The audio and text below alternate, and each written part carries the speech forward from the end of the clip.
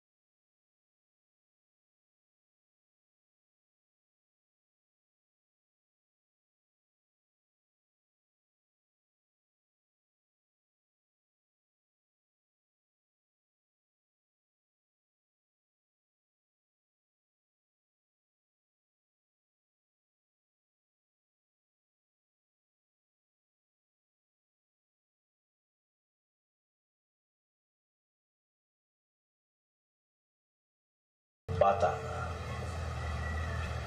Kailan mo ba titigilan ng kahibangang yan? Hindi mo ba alam na kasalanan sa Diyos ang ginagawa mo? Nagtataka ako sa'yo, Piping. Dapat nga matuwa ka. Dahil gumaganda ako sa paningin mo. Kaso mo, nagagalit ka.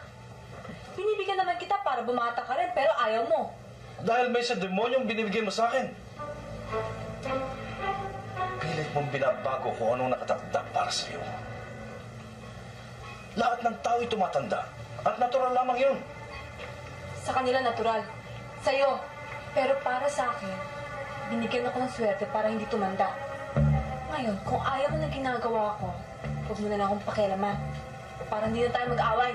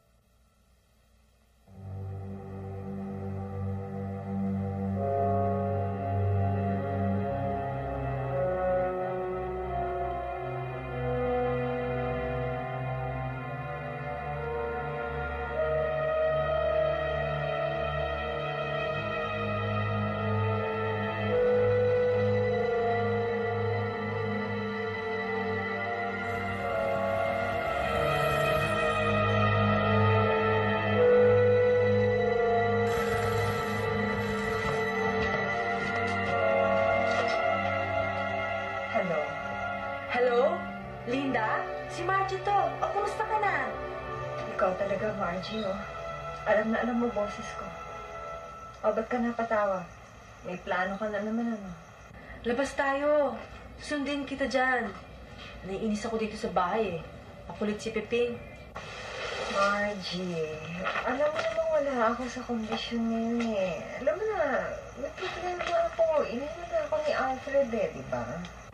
Alam ko namang gagawin sa'yo ni Alfred yun, eh. Pero lang ang habol niya, kaya kanya pinatulan. Siguro nga, nakapag-isip-isip siya na kailangan makakita siya ng kapareho ng edad niya. Pero binigla niya ako, Margie. Bigla na lang niya akong iniwan. Ay, naku, wag ka na nga magdrama dyan. Basta magbihis ka na, within 1 hour, nandyan na ako. Pero... Wala nang pero-pero, ha? Basta magbihis ka, susundin kita dyan. At huwag kang mag-alala. Hindi lang yung problema niya nalulutasin natin. May ihahayag ako sa iyong lihim. Yung matagal ko nang sinasabi sa'yo. Yung tubig ng kabataan. Ay, naku, iyo. Hindi mo naman tunay na ama si Alfred. Kaya nga mainit ang dugo sa'yo. Mabuti na nga umalis siya. Eh, paano di siya aalis? Eh, naubos na niya lahat ang inipon ng mami mo. Hahanap na naman ang bagong mabibiktima. Para kang ligta. Eh, sino po naman yung sumundo sa kanya? Eh, sino pa? Kundi yung kaibigan niyang maaharte. Kung saan na naman niya dadalhin yung mami mo. Sige, kain na kain.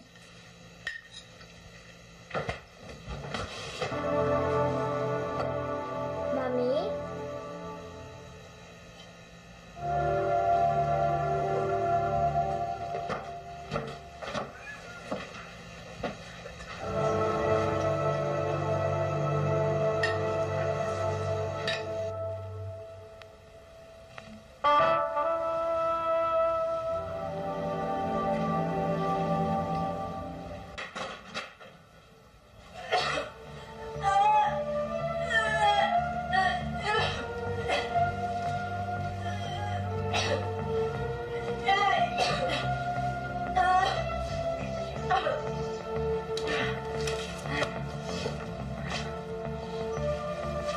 Bakit naglasing ka na naman? Sumandog ko sa'yo. Bakit na naman? Ano ba ang ginawa ko? Ako na naman ang dahilan. Dahil hanggang ngayon, hindi mo pa rin ako maintindihan.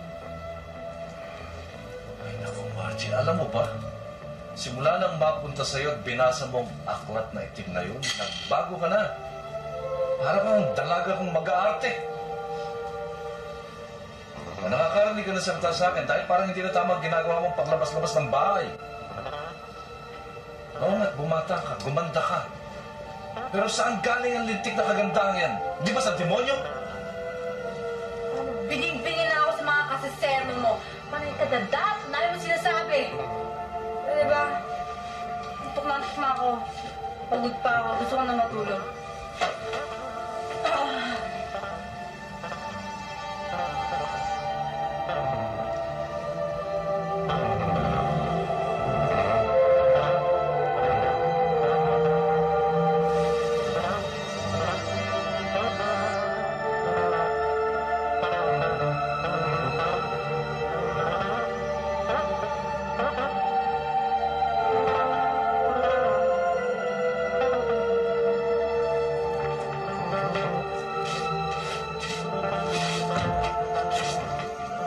Sino kayo?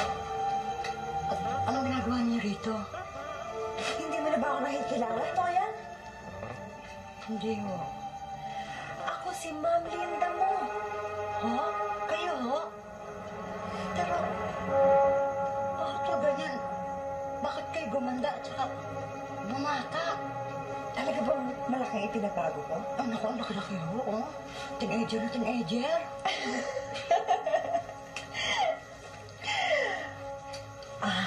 Talagang nagkabisa ang tsaa.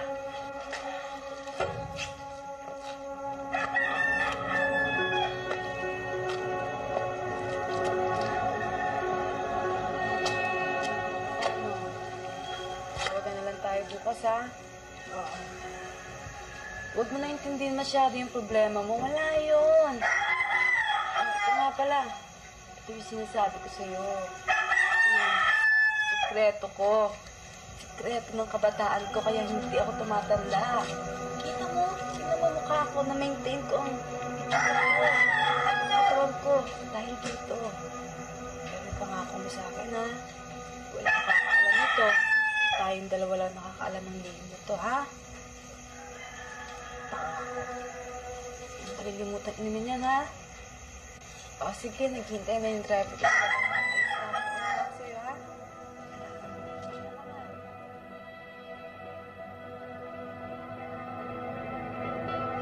Ano nang sabihin? Alin ang totoo kaya kayo bumata dahil sa gamot? Oo, Toya. Ay, Dahil sa isang gamot. Pero, huwag mong sasabihin kahit kanino kung ano man ang nasaksihan mo. Kung hindi, malilintikan ka sa akin. oo. Pangako ho. Walang makakaalam kahit sino. Mabuti naman akong ganun. O, bueno, ang gagawin mo ngayon, ikaw ang magre-receive lahat ng calls ko dahil aalis ako. Mamimili ako ng maraming damit na akma sa itsura ko, hindi ba?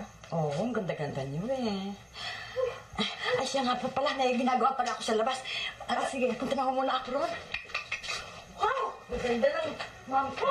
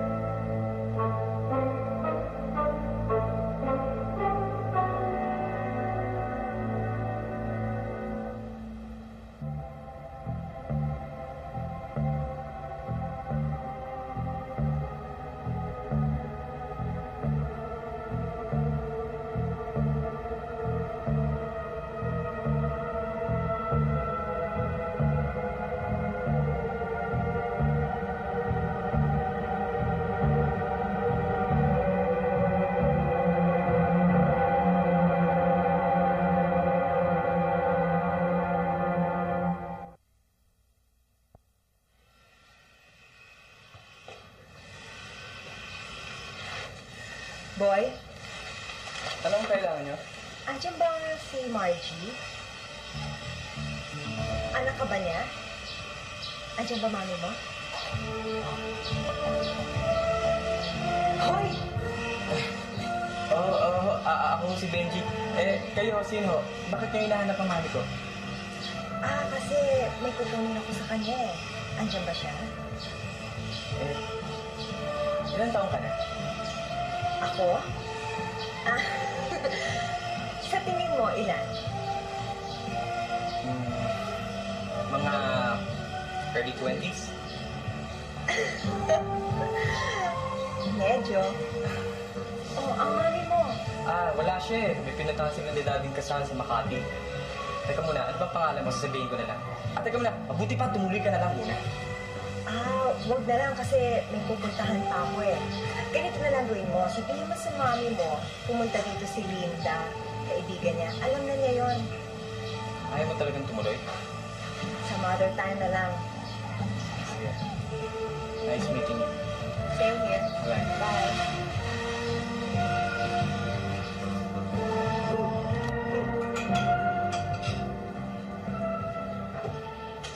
Here. Your coffee. Thank you.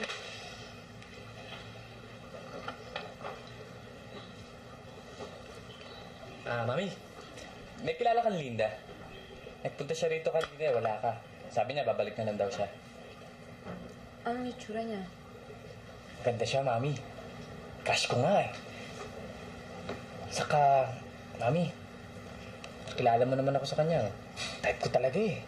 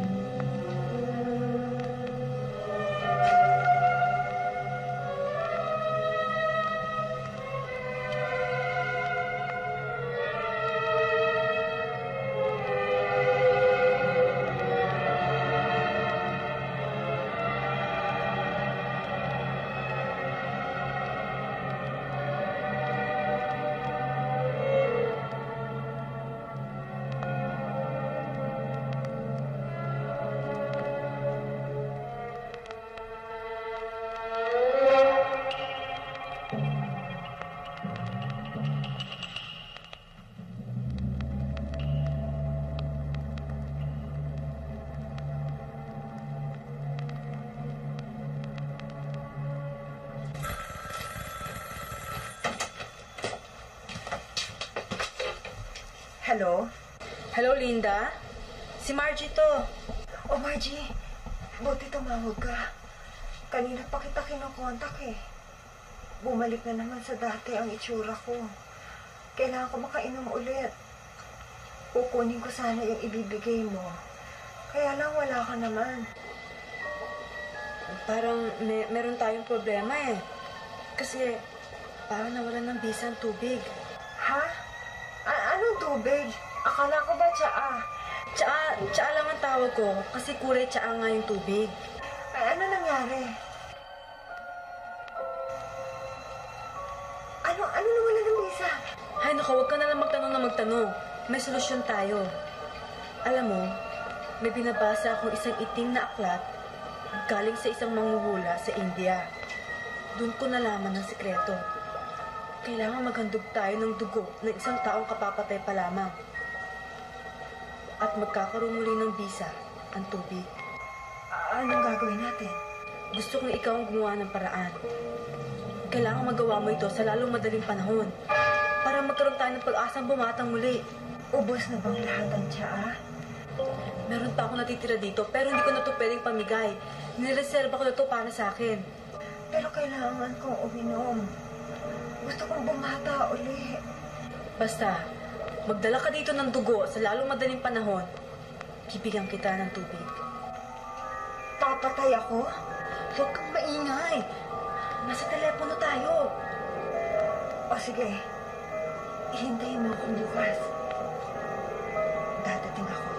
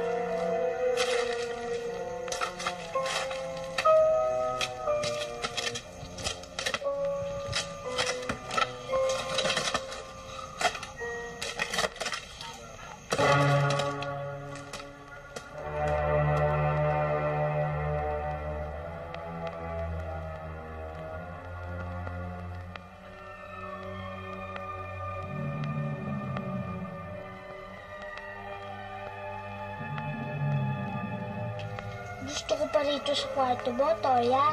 Hindi pa kasi ako nadadatnan dito ni Mami eh. O bakit? Ayaw mo na bang makita ang mami mo? Kasi kung minsan parang hindi niya na ako anak. Parang baliwala na lang po ako sa kanya. Pasensya ka na sa mami mo kasi kaya ganon. Nang ipanganak ka, may edad na. At saka isa pa, di ba maagang namatay ang daddy mo? Kaya ganon, mainitin ang ulo. Tsaka po, kung minsan parang gusto ko na po maglayas. Ha? Yang liit mo yan? Maglalayas ka? Ay, naku, huwag mo gagawin yan, Ron. Magagalit ako sa'yo. O sige Tuyong, bukas na lang ulit Okay, sige. Pumasok ka na sa kwarto mo. Kaso, may pang mami mo. Wala ka, Ron. Sige, matalik ka na. Good night. Ay, oo nga pala yung dalawa. O, ingat.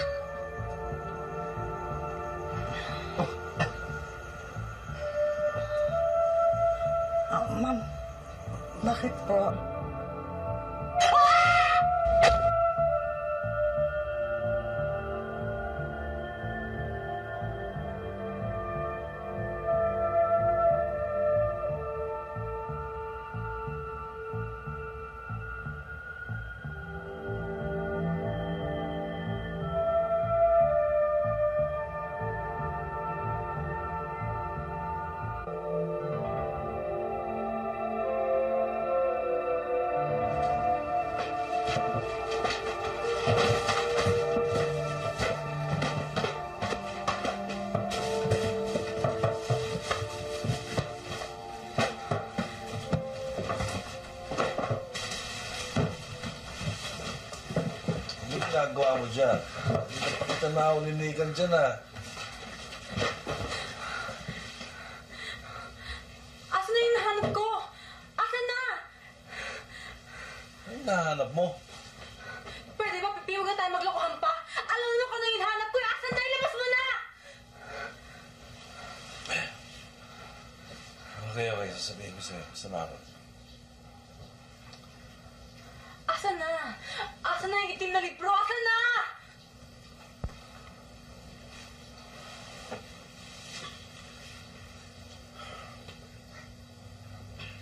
Sinunog ko na.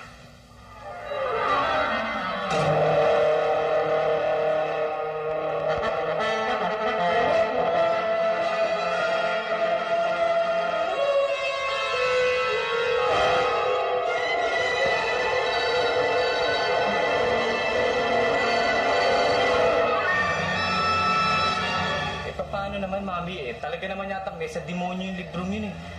Tignan nyo nga. Para na lang tayo magkasing edad.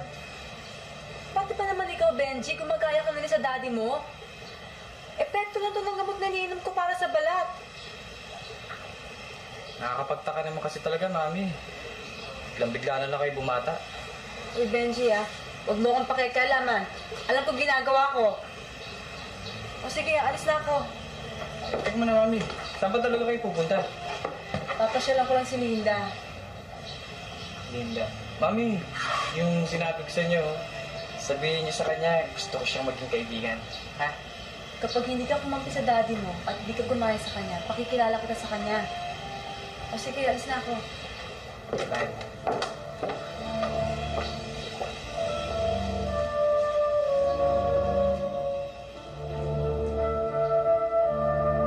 Ito ang solusyon. Kailangan may bruise ko ito kaagad. Nasaan ang tubig, Margie? Kailangan makainom na ako kagad. Kailangan kong bumata ulit. Ito.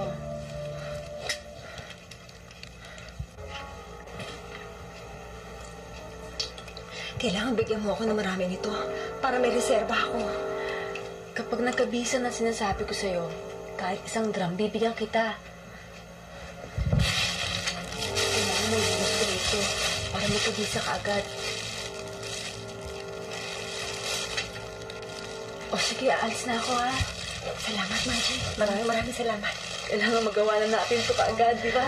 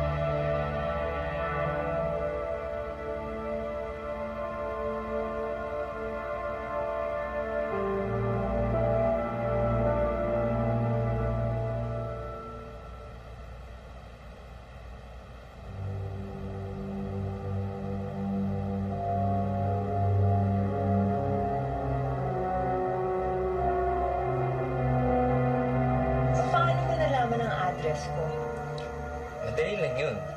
Hinanap ko sa directory ng mami ko. Pati nga phone number mo, alam ko eh. Bakit ka naman nagpunta dito? Wala. Gusto ko lang kasing maging malapit sa'yo. Maging kaibigan. Alam ba to ng mami mo? Alam niyang gusto kong maging kaibigan kita pero hindi niya alam na pupunta ako dito. Sandali lang ha, sagutin ko lang yung phone.